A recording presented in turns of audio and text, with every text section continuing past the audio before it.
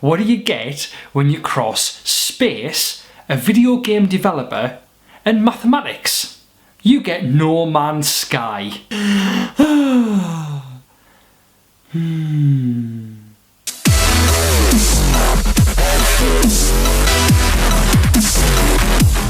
Hi everyone, it's Digital MB Martin Blythe representing Team Clocked. So, during E3, we got another stage demo of No Man's Sky by Sean Murray, the creative mind behind this huge space game, coming first to PlayStation 4.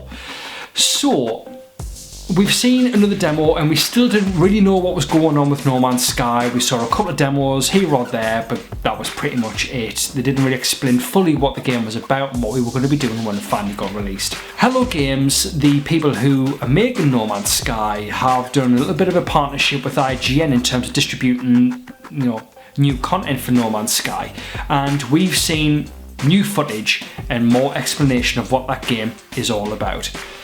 So, as an overview of what that game is, it's basically a space exploration, first-person shooter, RPG, sandbox game. So it's, you don't really get to do much stuff with that. So the premise with No Man's Sky is that you are basically one guy in his spaceship. You get to explore the universe and basically do whatever you want. Now, from what we know, the end game, the whole point of the end game, is to get to the centre of the universe. What is at the centre of the universe? We don't know. That's what we're going to play the game to find out.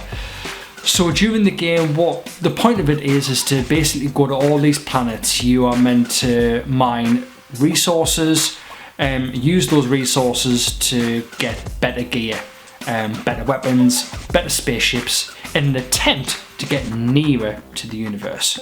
Now, not only that, but you can also go to space stations in the middle of space, and you can also basically buy and sell goods.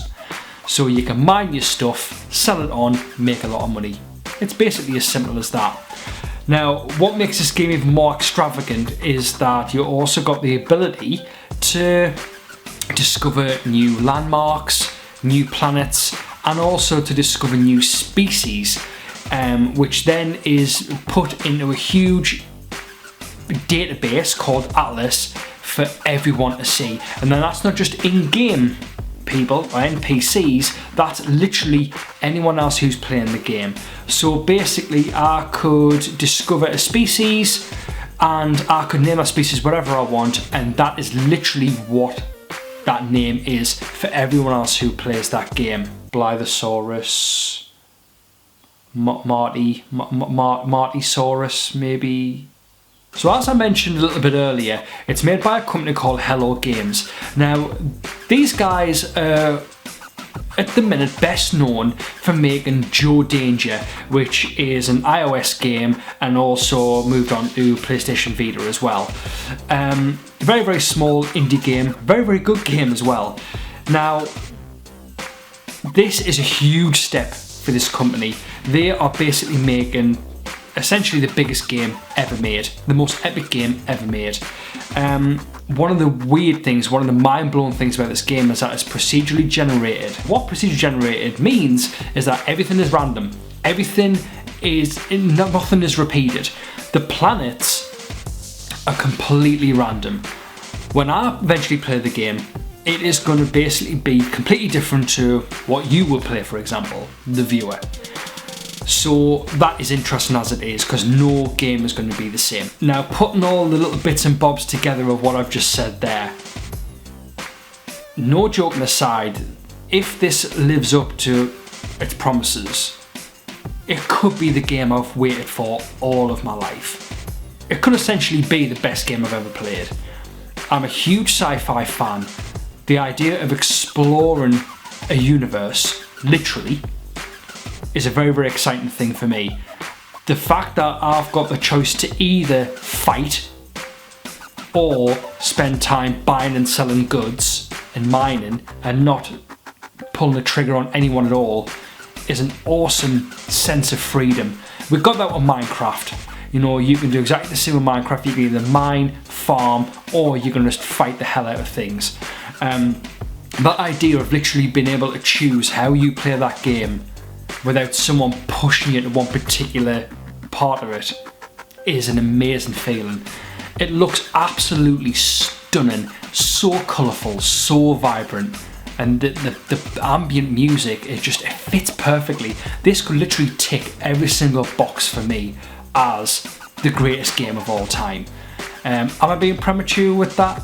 Maybe, but I'm very, very excited for it. So why am I nervous about No Man's Sky?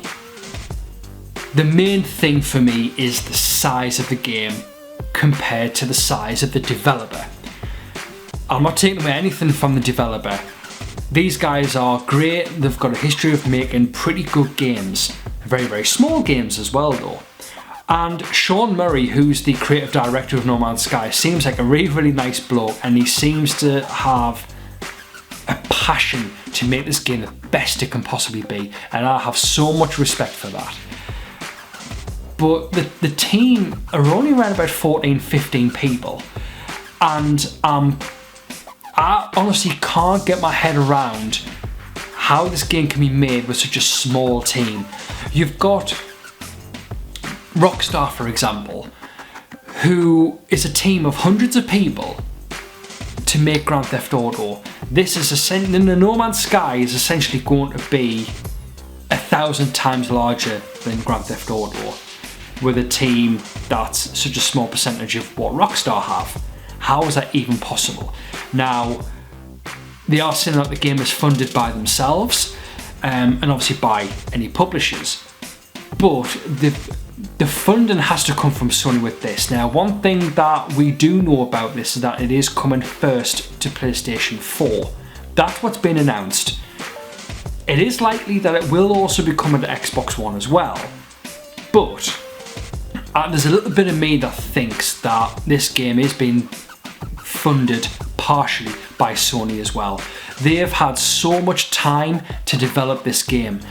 Their timetable has been absolutely brilliant according to what we know in the press, in the media, and Sony have been very, very generous with, you know, giving them as much freedom as they possibly need to make this game.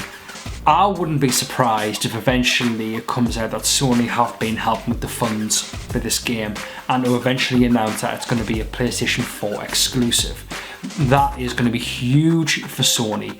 And the other thing as well is that the release date, if they can try and squeeze that in for 2015, I can't see it happening, but if they did, that's a huge contender for this fall.